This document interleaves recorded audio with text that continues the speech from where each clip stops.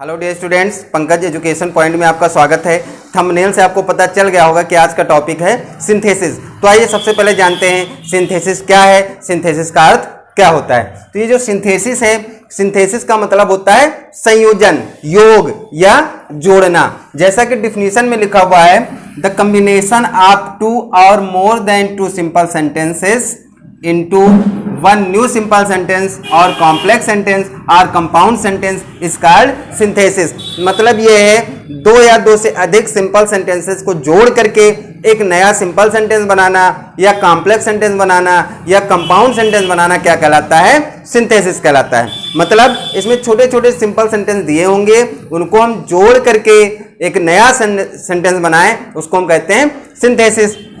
मतलब simple simple को जोड़ करके हम नया सिंपल बनाएं या सिंपल सिंपल को जोड़ करके एक हम कॉम्प्लेक्स बनाएं या सिंपल और सिंपल को जोड़ करके कंपाउंड बनाएं, तो ये कहलाता है सिंथेसिस। मतलब ये जो यहाँ से लेकर के यहाँ तक का ये प्रोसेस होता है, इसको हम बोलते हैं सिंथेसिस। यहाँ से लेकर के यहाँ का जो प्रोसेस है, इसको हम बोलेंगे सिंथेसिस। मतलब जोड़ने की जो क्रिया है, दोनों सेंटेंस को जोड़ने की जो क्रिया है और उसके फलस्वरूप जो हमको आउटपुट मिल रहा है, ये यहाँ से लेकर के यहाँ का जो प्रोसेस है, इसको हम बोलते हैं सिंथेसिस।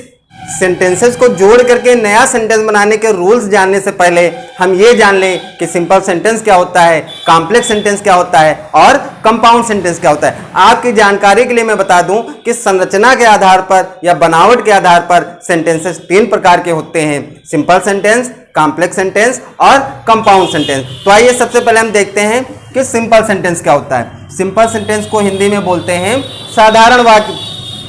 तो ऐसा सेंटेंस जिसमें एक सब्जेक्ट दिया हो और उसके साथ में एक क्या फाइनाइट वर्ब दी हो, एक सब्जेक्ट दिया हो और एक फाइनाइट वर्ब दी हो, इस तरह के सेंटेंस को हम बोलते हैं सिंपल सेंटेंस। अब यहाँ पर प्रश्न ये उठता है कि ये फाइनाइट वर्ब क्या है। तो देख लीजिए फाइनाइट वर्ब क्या है। ऐसी वर्ब या फिर कह सकते हैं हेल्पिंग वर्ब के साथ में जो मेन वर्ब दी होती है, इसको हम बोलते हैं फाइनाइट वर्ब। कुछ ऐसे भी टेंस होते हैं जिनमें हेल्पिंग वर्ब नहीं दी होती है, मेन वर्ब दी होती है, उसको हम बोलते हैं फाइनाइट वर्ब। या इसको दूसरी भाषा में समझ सकते हैं, ऐसी वर्ब जो सेंटेंस के सब्जेक्ट के पर्सन और नंबर के हिसाब से चेंज होती है, नंबर के हिसाब से बदलती रहती है, उसको हम बोलते हैं फाइनाइट वर्ब। या फिर ऐसे वर्ब जो सब्जेक्ट के नंबर और पर्सन के हिसाब से हम यूज करते हैं, उसको हम बोलते हैं फाइनाइट वर्ब। इसको एग्जांपल से समझ सकते हैं, जैसे ये लिखा है, he is singing a song, he is singing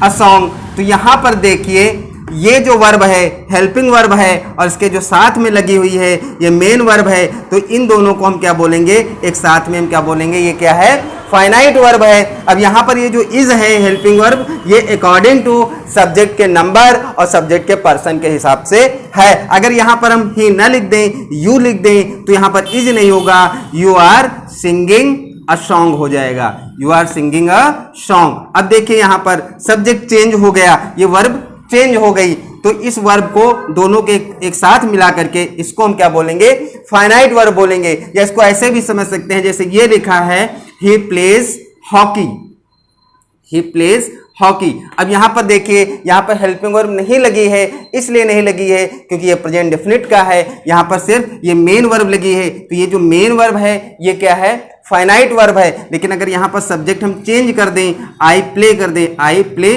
hockey, तो यहाँ पर पहले प्लेज लिखा हुआ था, अब प्ले है, इसलिए है कि क्योंकि ये सब्जेक्ट चेंज हो गया, तो वर्ब भी है, उसका फॉर्म चेंज हो गया, तो इस वर्ब को हम क्या बोलेंगे, फाइनाइट वर्ब बोलेंगे। तो यहाँ पर प्लेस फाइनाइट वर्ब है, यहाँ पर प्ले फाइनाइट वर्ब है, यहाँ पर इस सिंगिंग फाइनाइट वर्ब है, यहाँ पर यू सिंगिंग फाइनाइट वर्ब है। तो आपको समझ में आ गया होगा कि फाइनाइट वर्ब क्या है। ऐसी वर्ब जो सब्जेक्ट के नंबर और सब्जेक्ट के पर्सन के हिसाब से चेंज होती है, या फिर सेंटेंस में जो सब्जेक्ट के अकॉर्डिंग यूज की जाती है, उस वर्ब को हम क्या बोलते हैं, फाइनाइट वर्ब बोलते हैं। तो अब सिंपल सेंटेंस भी पता चल गया होगा। ऐसा सेंटेंस जिसमें एक सब्जेक्ट होता है और एक फाइनाइट वर्ब होती है, उसको हम क्या बोलते हैं, सिंपल सेंटेंस बोलते हैं। अब कभी कभी क्या होता है कि ये जो सब्जेक्ट है ये सिंगल ना होकर के कंपाउंड हो जाता है। जैसे यहां पर ये लिखा है, he and I went to Lucknow.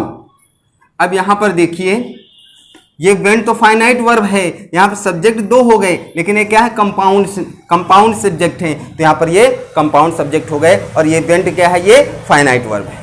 अब हम देखते हैं कि कॉम्प्लेक्स सेंटेंस क्या होता है। कॉम्प्लेक्स सेंटेंस को हिंदी में बोलते हैं मिश्रित वाक्य। तो समझिए, ऐसा सेंटेंस जिसमें एक प्रिंसिपल क्लास, जिसमें एक क्या होती है, प्रिंसिपल क्लास, और उसके साथ में कम से कम एक क्या होती है, सब ऑर्डिनेट क्लास होती है, सब ऑर्डिनेट क्लास। तो इस तरह के सेंटेंस को हम बोलते हैं कॉम्प्लेक्स सेंटेंस। मतलब एक प्रिंसिपल क्लास और कम से कम एक सब ऑर्डिनेट क्लास होती है, उसको हम बोलते हैं कॉम्प्लेक्स सेंटेंस। ये जो सब ऑर्डिनेट क्लास होती है इसको बोलते हैं आश्रित उपवाक्य। अब यहाँ पर एक नई चीज सामने आ रही है, क्लाज। तो सबसे पहले ये समझ लें कि क्लाज क्या है। क्लाज को हिंदी में बोलते हैं उपवाक्य। क्लास को क्या बोलते हैं, उपवाक्य। लेकिन ये है क्या, तो ये क्या है, it is a group of words. ये भी क्या है, शब्दों का एक समूह है। It has its own subject and own predicate. इसका भी अपना एक सब्जेक्ट होता है, अपना एक प्रेडिकेट होता है। But it is not sentence, it is only a part of sentence. लेकिन ये सेंटेंस नहीं है, ये सेंटेंस का एक हिस्सा है। समझ लीजिए, क्लास क्या है, इसका अपना सब्जेक्ट है, अपना प्रेडिकेट है, लेकिन ये सेंटेंस नहीं है, सेंटेंस का एक हिस्सा है। तो ऐसा सेंटेंस जिसमें एक प्रिंसिपल क्लास और एक सबऑर्डिनेट क्लास हो, उसको हम क्या बोलते हैं, कॉम्प्लेक्स सेंटेंस। इसको एग्जांपल से समझिए। जैसे ये लिखा है, I met a boy who was blind. I met a boy who was blind. मैं एक लड़के से मिला जो अंधा था। अब देखिए, ये सेंटेंस है। अब इसको हम टू पार्ट में डिवाइड करेंगे। तो यहां से हमने इसको टू पार्ट में डिवाइड कर दिया। अब जब हमने इसको टू पार्ट में डिवाइड किया, तो ये वाला जो पोर्शन है, ये वाला पोर्शन, ये हमारी प्रिंसिपल क्लास, इसको हम बोलेंगे प्रिंसिपल क्लास। और यहां से लेकर के यहां तक का जो पोर्शन है, इसको हम बोलेंगे सब ऑर्डिनेट क्लास। ये क्या है, सब ऑर्डिनेट क्लास। अब इसको बहुत आसानी से समझिए। कॉम्प्लेक्स सेंटेंस जो होता है, तो उसमें जो प्रिंसिपल क्लास होती है, वो अपना अर्थ देने के लिए स्वतंत्र होती है। मतलब वो अपना अर्थ देने के लिए किसी दूसरे पर डिपेंड नहीं होती है। लेकिन जो सब ऑर्डिनेट क्लास होती है, वो अपना अर्थ देने के लिए इस प्रिंसिपल क्लास के ऊपर डिपेंड होती है। अगर प्रिंसिपल क्लास ना हो तो उसका कोई भी अस्तित्व नहीं है, अस्तित्व विहीन है, उसका कोई भी अर्थ नहीं निकलेगा। अब जैसे यहां पर ये लिखा है, आई मेट अ बॉय, मैं एक लड़के से मिला जो अपने आप में पूरा अर्थ दे रहा है। इसमें कुछ भी अधूरा नहीं लग रहा है। मैं एक लड़के से मिला, ये अपने आप में पूरा अर्थ दे रहा है, जिसको हम बोलेंगे प्रिंसिपल क्लास। अब इसको हम हटा दें। अगर हम इसका अर्थ निकालें, हु वाज ब्लाइंड, जो अंधा था, तो जो अंधा था, कौन अंधा था पता नहीं, तो ये क्या है, सेंटेंस अधूरा लग रहा है। तो ये क्या है, सब ऑर्डिनेट क्लास। इसको बहुत अच्छी भाषा में समझाने का प्रयास करेंगे। देखिए, मान लीजिए कि ये एक रेलगाड़ी, ट्रेन है।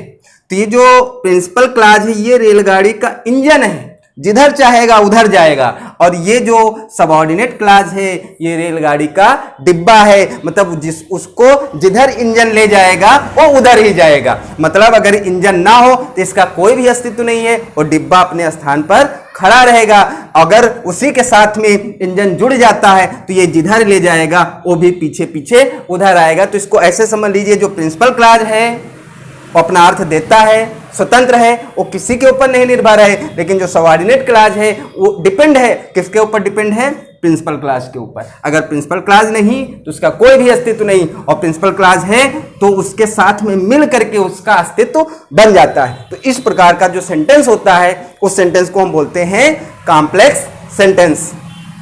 समझ में आ रहा है ना, कॉम्प्लेक्स सेंटेंस क्या है। कॉम्प्लेक्स सेंटेंस में दो क्लासेस होती हैं, एक प्रिंसिपल क्लास होती है और कम से कम एक सबऑर्डिनेट क्लास होती है। लेकिन उसमें यह होता है, जो प्रिंसिपल क्लास होती है वो स्वतंत्र होती है, जबकि जो सबऑर्डिनेट क्लास होती है वो डिपेंडेंट होती है। वो डिपेंड होती है किसके ऊपर, प्रिंसिपल क्लास के ऊपर। अब यहां पर एक चीज और ध्यान से देखिए, इन दोनों क्लासेस को जो आपस में एक वर्ड जोड़ता है, कौन जोड़ रहा है, हु जोड़ रहा है। ये क्या है, दोनों को आपस में जोड़ रहा है। तो इस वर्ड को हम बोलते हैं सब ऑर्डिनेटिंग कंजक्शन।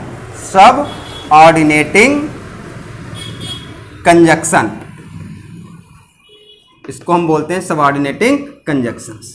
तो समझ गए ना कि कॉम्प्लेक्स सेंटेंस क्या है, ऐसा सेंटेंस जिसमें एक प्रिंसिपल क्लास कम से कम एक सबऑर्डिनेट क्लास होती है उसको हम बोलते हैं कॉम्प्लेक्स सेंटेंस। और जो कॉम्प्लेक्स सेंटेंस में दोनों क्लासेस होती हैं वो सबऑर्डिनेटिंग कंजक्शन की सहायता से एक दूसरे से जुड़ी होती है। अगला जो सेंटेंस है ये है कंपाउंड सेंटेंस, जिसको हम बोलते हैं संयुक्त वाक्य। तो ये कंपाउंड सेंटेंस क्या होता है? ऐसा सेंटेंस जिसमें एक प्रिंसिपल क्लास और कम से कम एक कोऑर्डिनेट क्लास होती है उसको बोलते हैं कंपाउंड सेंटेंस। इससे पहले वाले सेंटेंस में देखा था कॉम्प्लेक्स में उसमें एक प्रिंसिपल क्लास और उसके साथ में कम से कम एक सब ऑर्डिनेट क्लास होती थी, लेकिन यहाँ पर क्या है, एक प्रिंसिपल क्लास और उसके साथ में कम से कम एक कोऑर्डिनेट क्लास। अब यहाँ पर इसको एग्जांपल से समझेंगे। जैसे ये लिखा है Ram place hockey but his brother does not play hockey. तो यहाँ पर अगर इसको हम 2 पार्ट में डिवाइड करें तो यहाँ से अलग कर सकते हैं, यहाँ से। तो एक पार्ट हमारा ये हुआ राम प्लेस हॉकी और दूसरा जो पार्ट हुआ but his brother does not play hockey.